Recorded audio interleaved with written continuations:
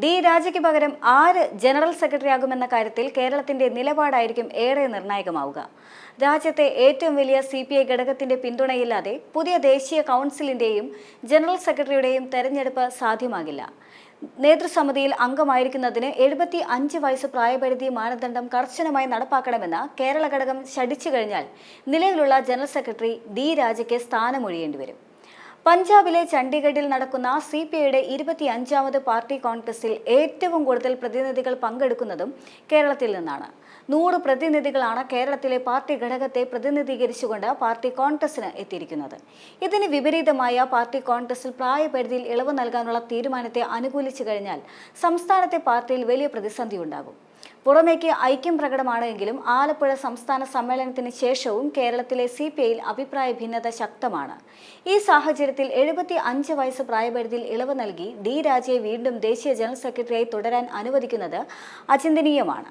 പ്രായപരിധി നിശ്ചയിച്ചത് പാർട്ടി തന്നെയാണെന്നും അത് മാറ്റേണ്ടതില്ല എന്നുമാണ് സംസ്ഥാന സെക്രട്ടറി ബിനോയ് വിശ്വം ഇത് സംബന്ധിച്ച ചോദ്യങ്ങൾക്ക് നൽകുന്ന മറുപടി. പ്രായപരിധിയിൽ ഇളവ് നൽകുന്നതിനോട് കേരള ഘടകത്തിന് യോജിപ്പില്ല എന്ന് വ്യക്തമാക്കുന്നതാണ് ബിനോയ് വിശ്വത്തിന്റെ ഈ പ്രതികരണം. AITUC ജനറൽ സെക്രട്ടറിയായ അമർജിത് കൗറിനെയാണ് കേരള ഘടകം പിന്തുണയ്ക്കുന്നത്. കേരളം കൂടാതെ മറ്റ് സംസ്ഥാനങ്ങളിൽ നിന്നുകൂടി പിന്തുണ ലഭിച്ചു കഴിഞ്ഞാൽ അമർജിത് കൗർ CPIയുടെ ആദ്യത്തെ വനിതാ ജനറൽ സെക്രട്ടറി ആകാനാണ് സാധ്യത. 75 വയസ്സ് തികയാൻ ഇനി ഏതാനും മാസങ്ങളേ ഉള്ളൂ എന്നതാണ് അമർജിത്തിന്റെ പ്രതികൂല ഘടകം. ജനറൽ സെക്രട്ടറി ആയാലും അമർജിത് കൗറിന് ഒരു ടൈം മാത്രമേ പദവിയിൽ ഇരിക്കാനാകൂ. അതുകൊണ്ട് തന്നെ അടുത്ത നേതാവിനെ വാർത്തെടുക്കുക എന്ന ലക്ഷ്യത്തിൽ ഇത്തവണ ഡെപ്യൂട്ടി ജനറൽ സെക്രട്ടറിയെ കൂടി തെരഞ്ഞെടുക്കേണ്ട ആവശ്യവുമുണ്ട്. കേരള ഘടകം സെക്രട്ടറിയും ദേശീയ സെക്രട്ടേറിയറ്റ് അംഗവുമായ ബിനോയ് വിശ്വത്തിന്റെ പേരാണ് ഡെപ്യൂട്ടി ജനറൽ സെക്രട്ടറി സ്ഥാനത്തേക്ക് സജീവമായി പറഞ്ഞു കേൾക്കുന്നത്. രാജ്യസഭയിലെ കക്ഷി നേതാവും ദേശീയ എക്സിക്യൂട്ടീവ് അംഗവുമായ കേരളത്തിൽ നിന്നുള്ള P. സന്തോഷ് കുമാറിന്റെ പേരും ഡെപ്യൂട്ടി ജനറൽ സെക്രട്ടറി സ്ഥാനത്തേക്ക് പരിഗണിക്കുന്നതിനായി പ്രചരണമുണ്ട്.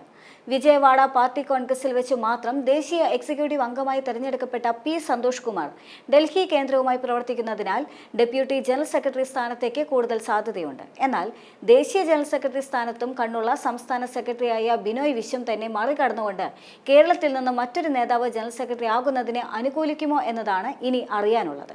ഡി രാജയെ ദേശീയ ജനറൽ സെക്രട്ടറി സ്ഥാനത്ത് നിന്ന് മാറ്റിക്കഴിഞ്ഞാൽ ദേശീയ രാഷ്ട്രീയത്തിലെ പാർട്ടിയുടെ പ്രസക്തി വീണ്ടും ഇല്ലാതാകുമോ എന്ന ആശങ്കയും CPI വൃത്തങ്ങളിലുണ്ട്.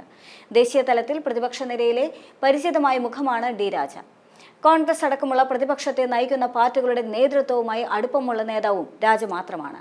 രാജ ജനറൽ സെക്രട്ടറി പദം ഒഴിഞ്ഞാൽ പ്രതിപക്ഷ വേദികളിൽ ഇപ്പോൾ CPM അനുഭവിക്കുന്ന അതേ അപരിചിതത്വം നേരിടേണ്ടി വരുമെന്നാണ് CPI നേതാക്കൾ ചൂണ്ടിക്കാട്ടുന്നത്. ദേശീയ രാഷ്ട്രീയത്തിലെ ജ്വലിക്കുന്ന മുഖമായിരുന്ന സീതാറാം യെച്ചൂരിയുടെ പിൻഗാമിയായി CPMന്റെ ജനറൽ സെക്രട്ടറി പദവിയിലെത്തിയ MA ബേബി ഡൽഹി രാഷ്ട്രീയത്തിൽ ഒട്ടും പരിചിത മുഖമല്ല.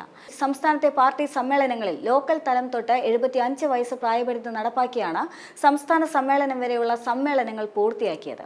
കഴിഞ്ഞ സമ്മേളനം മുതൽ പ്രായപരിധി നടപ്പാക്കിയതോടെ കേരളത്തിലെ പ്രമുഖ നേതാക്കളായ പന്ന്യൻ രവീന്ദ്രൻ, KE ഇസ്മയിൽ, C ദിവാകരൻ എന്നിവർക്ക് കളം വിടേണ്ടി വന്നു. ഈ സമ്മേളനത്തിലും പ്രായപരിധി നടപ്പിലാക്കി കഴിഞ്ഞാൽ മുൻ മന്ത്രിയായ E Chandrasekharan, CN Jayadevan, KR Chandramohanan, V Chamunni തുടങ്ങിയ നേതാക്കൾ സംസ്ഥാന കൗൺസിലിൽ നിന്ന് പുറത്താക്കിയിരുന്നു. ഈ സാഹചര്യത്തിൽ പാർട്ടി കോൺഗ്രസിൽ പ്രായപരിധിയിൽ ഇളവ് നൽകണം എന്ന നിർദ്ദേശത്തെ പിന്തുണയ്ക്കാൻ പോയാൽ സംസ്ഥാനത്ത് പൊട്ടിത്തെറിയുണ്ടാകും. പ്രായപരിധി നടപ്പിലാക്കുമോ എന്നതിൽ തീരുമാനം പാർട്ടി കോൺഗ്രസിലായിരിക്കും ഉണ്ടാക്കാൻ പോകുന്നത് എന്നാണ് ജനറൽ സെക്രട്ടറി ഡി രാജയുടെ പ്രതികരണം. പാർട്ടി കോൺഗ്രസിൽ അവതരിപ്പിക്കുന്ന പ്രവർത്തന റിപ്പോർട്ടിൽ നേതൃത്വത്തിനെതിരെ രൂക്ഷ വിമർശനവുമുണ്ട്. നേതാക്കൾ ഒരേ പദവിയിൽ തന്നെ തുടരുന്നത് മുരടിപ്പ് ഉണ്ടാക്കുന്നുവെന്നാണ് വിമർശനം. പാർട്ടിയിൽ പുരുഷ മേധാവിത്വ പ്രവണതയും പാർലമെന്ററി വ്യാമോഹവും ശക്തമാണെന്നും റിപ്പോർട്ടിൽ പറയുന്നുണ്ട്.